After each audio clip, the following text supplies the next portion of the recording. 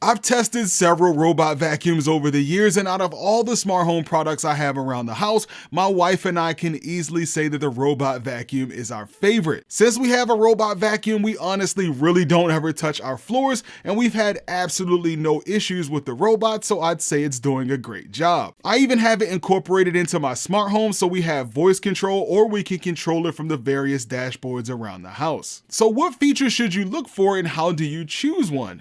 Well, I'm going to put them into 3 different tiers. Tier 1 is good, Tier 2 is better, and Tier 3 is best. So Tier 1 consists of robot vacuums that range from around $150 to $300, and they have the most basic features. They don't have the best vacuum suction, they don't have a bunch of advanced sensors or cameras for them to do any special mapping, but they can still manage to get around your home and clean it as long as there aren't a bunch of obstacles in the way. Robots in this category can either be just a vacuum, meaning they have brushes and rollers that can vacuum carpet or sweep hard floors, or it can be a vacuum mop combo, meaning it can vacuum carpet, sweep floors, and mop floors using a mopping pad. These vacuums will also usually have a small base which the robot uses to automatically keep itself charged. Okay, so what are the downsides to vacuums in Tier 1?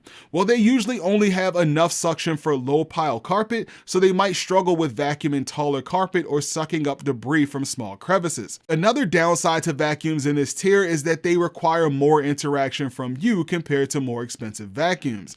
So for example, you'll need to empty the dustbin into the trash whenever it's full, and if it has a mopping attachment, you'll need to regularly clean or replace the pads whenever they're dirty. But if you don't want to spend a ton of money and you don't mind a small amount of maintenance, vacuums in Tier 1 are a great place to start. Alright, moving on to Tier 2, or our better tier, and this consists of robot vacuums that range from around $300 to $700. These vacuums can do everything that the ones in the first tier can do, but they improve on pretty much everything. They'll usually have better suction so they can work better on taller carpet. They might have a better brush system that prevents tangles from long hair, and this will also be where you'll start to see cool features like a self-emptying base, which can automatically empty dirt and dust from the vacuum into the base station so you don't have to constantly empty it after every cleaning job. You'll also start to see more sensors and more advanced mapping features. With better mapping, the robot can map out your entire floor and segment it into rooms or zones. It'll also let you create no-go zones for places you don't want the robot to go,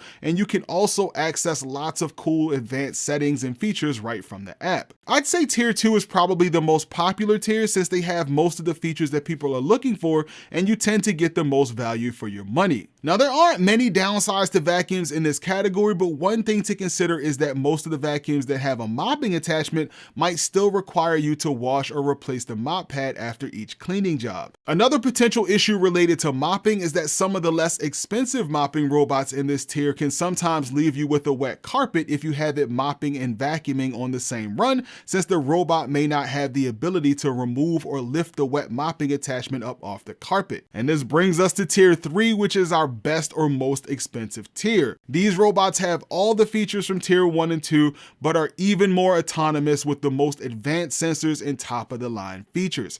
Not only can these robots automatically empty the robot's dustbin into the base station, but their base station can also automatically wash the mopping attachment and refill the robot with fresh water. Some of them can dry or even steam the mopping attachment so it doesn't get filled with stinky bacteria, and some of them can even wash their own mop washing sink so you don't even have to worry about cleaning that. And to address the issue I mentioned earlier about wetting your carpet, a lot of the robots in this tier have a mop lifting system that lifts the mop up off the carpet when it's vacuuming to keep your carpet dry. Some of them also have other cool features like special arms that swing out to sweep or mop corners. Some of them can dust your baseboards. Some of them can actually jump over thresholds, and some of them even have a robotic arm that can pick up obstacles and move them out of the way. So considering it's washing the mop pad every day and emptying itself, you can go several weeks without ever doing anything. And aside from the base station features, you'll also find really advanced navigation and obstacle avoidance with improved sensors.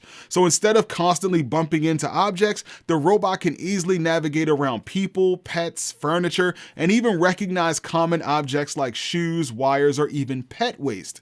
Now, I would still recommend clearing your floor every night to avoid the vacuum getting stuck, but with these advancements in technology, you really don't have to. And this brings us to the only real downside to the tier 3 robots, which is the price. These things range anywhere from $700 to upwards of $2,000, which is absolutely insane. Now, with that being said, spending $1,600 on a robot vacuum might be a tough pill to swallow, but I can say that most people who buy them really do love them. And in the video description, I will put a few links to some of the vacuums that I personally recommend from each tier for you to check out if you're interested. But that's gonna pretty much do it for this video, guys. Hopefully you found it helpful. If you did, go ahead and make sure you mash that like button for me. Don't forget to subscribe to the channel and hit that bell icon so you don't miss any new videos.